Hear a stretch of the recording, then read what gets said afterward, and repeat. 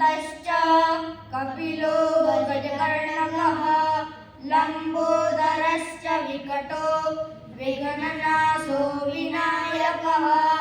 धूम्रकेतुर्गणाध्यक्षो भालचन्द्रो गजाननः द्वादशैतानि नामानि यः पठेत् शृणुयादपि विद्यारम्भे विवाहे च प्रवेशे निर्गमे तथा सङ्ग्रामे सङ्कटे चैव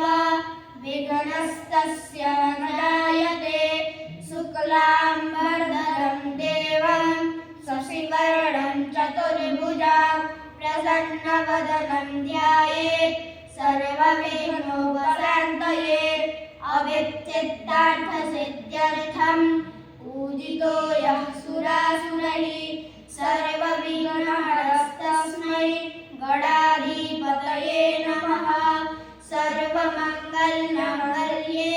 शिवे सर्वार्थसाधिके शरण्ये त्र्यम्बके गौरी नारायणी नमोस्तुते सर्वदा सर्वकार्येषु नास्ति तेषाममङ्गलं येषां हृदयस्थो भगवान् मङ्गलायतनं हरिः तदेव लग्नं सुदिनं तदेव ताराबलं चन्द्रबलं तदेव विद्याबलं देवबलं तदेव लक्ष्मीपते तेन्द्रियगां स्मरामि लाभस्तेषां जयस्तेषां कुतस्तेषां पराजयः येषामिन्द्रियरस्यामो हृदयस्थो जनार्दनः यत्र योगेश्वरः कृष्णो यत्र पार्थो धनुर्धरः तत्र श्रीर्व्ययो भूतिर्ध्रुवाणि धर्मधर्मः अनन्याः चिन्तयन्तो मां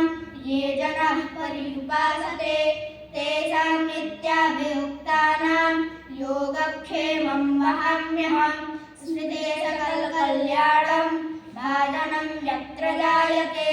पुरुषं तमजं नित्यं व्रजामि शरणं हरिः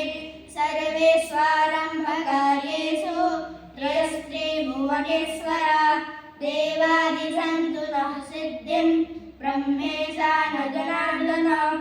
विश्वेशं माधवं दुण्डिं दण्डपारिं च भैरवं वन्दे काशिम्भुवाङ्गङ्गां भवानी मणिकर्णिकां वक्रतुण्डमहाकाय कोटिसूर्यसमप्रभ निर्विघ्नं कुरु मे देव